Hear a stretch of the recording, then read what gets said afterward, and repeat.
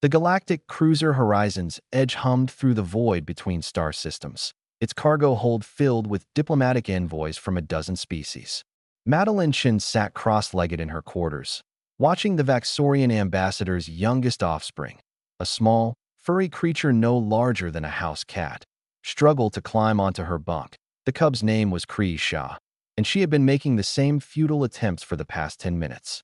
Her tiny claws scraped against the smooth metal frame, her hind legs kicking desperately as she tried to propel herself upward. Each time, she fell back onto the floor with a soft thump and a chirp of frustration. Your sleeping platform is designed for adult humans, Ambassador Vornake observed, his mandibles clicking with what Madeline had learned was disapproval. The towering Vaxorian stood in the doorway, his forearms crossed. Kree Shah cannot access it. This is unacceptable accommodation for my family. Madeline glanced at Easton, her engineering partner, who leaned against the wall with his arms folded. He raised an eyebrow at her. There's silent communication after 3 years of working together. I'll figure something out, Madeline said, standing up. She scooped up the small cub, who immediately curled into her arms, purring. Give me until tomorrow morning. Voranake's compound eyes glittered with skepticism.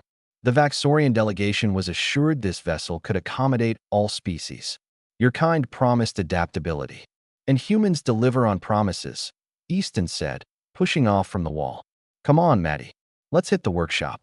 The ship's fabrication bay was empty at night cycle, just the way Madeline preferred it. She pulled up a holographic interface while Easton gathered materials from the storage lockers. So what are you thinking? He asked, setting down a stack of lightweight aluminum composite sheets. A ramp. Too much floor space, Madeline muttered, her fingers dancing through the hologram as she pulled up measurements. The quarters are already cramped. We need something compact, stable, and easy for a creature with 4 legs and limited jumping ability. She rotated the 3D model of her bunk in the display, calculating angles and dimensions. Stairs. Modular stairs that can fold up when not in use. Easton grinned. Classic human solution. Overcomplicated until it's perfect. It's called innovation, Madeline shot back, but she was smiling. Her hands moved rapidly, designing each step with a slight concave surface to accommodate Kree Shah's paw structure. She added textured gripping material, calculated the optimal rise and run ratio for quadrupedal locomotion, and designed a simple magnetic folding mechanism. How long until the ambassador checks in? Easton asked, already cutting the first piece. Madeline checked her chrono. 7 hours. Plenty of time. For humans, maybe. The Vaxorians still can't wrap their heads around our work ethic. He wasn't wrong. During the initial diplomatic meetings, Ambassador Voronake had expressed confusion at humanity's tendency to solve problems immediately rather than convening committees and conducting multi-week studies. The other species on the council, the methodical Thornbacks, the contemplative Zephins, the bureaucratic Kel, all operated on longer timescales. But humans? Humans saw a problem and fixed it. 3 hours later, Madeline stood back to admire their work. The stairs were elegant in their simplicity, for steps of varying heights, each covered in a soft, grippy material. The entire assembly attached magnetically to the bed frame and could fold flat against the wall when not needed. Test run, Easton suggested. They carried the stairs back to Madeline's quarters. Kree Shah was curled up on the floor, having apparently given up on her climbing attempts. The moment the stairs clicked into place, her ears perked up. The small cub approached cautiously, sniffing the bottom step. Then, with surprising confidence, she placed one paw on it, then another. Step by step, she climbed, her tail swishing with excitement. When she reached the top and hopped onto the bunk, she turned in a circle 3 times before settling down with a triumphant chirp.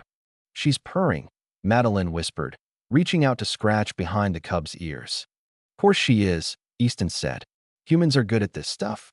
Ambassador Voronake arrived precisely at dawn cycle, his posture rigid with the expectation of disappointment.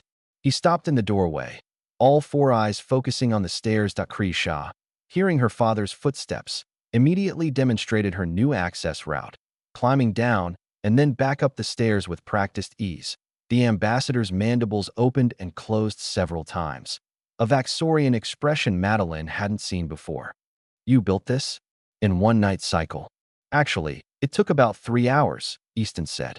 The rest was just testing and refinement. Voronike approached the stairs, examining them with two of his hands while his other two clasped behind his back. The grip material is specifically textured for clawed appendages. The height ratios accommodate quadrupedal stride length. The folding mechanism allows for space efficiency. He looked up at Madeline. This is remarkably thoughtful engineering. It's what we do, Madeline said simply. The ambassador was quiet for a long moment. The Galactic Council has long questioned humanity's admission to the interstellar community. Your species is young, impulsive, often reckless. He gestured to the stairs. But you possess something the older species have forgotten. You see a problem, and you do not debate its solution, you create one. He placed one hand on Madeline's shoulder, a gesture of deep respect among Vaxorians. The smallest cub could not reach the bed. By morning, you had given her stairs. This is why humanity will thrive among the stars. Word spread quickly through the diplomatic vessel. By the end of the week, Madeline and Easton had installed customized accessibility solutions in 7 different quarters: ramps for the wheeled Kel, climbing grips for the arboreal Zephins, and a water cycling system for the aquatic Mir delegation. You know what's funny? Easton said, as they worked on their latest project. Every species out here has had spaceflight for thousands of years, but none of them thought to just help each other like this. Madeline tightened a bolt, thinking about Krishaw's happy chirp, about Ambassador Voronike's surprised gratitude, about the way humans approach the universe, not with ancient wisdom or advanced technology alone, but with simple, stubborn determination to make things better. That's the human advantage, she said. We don't just explore the stars. We make them accessible. And somewhere in her quarters, a small cub climbed stairs designed by human hands, reaching heights that would have been impossible just yesterday. That was humanity, in a nutshell, building stairs for those who couldn't jump high enough. Point one problem, one solution, one day at a time.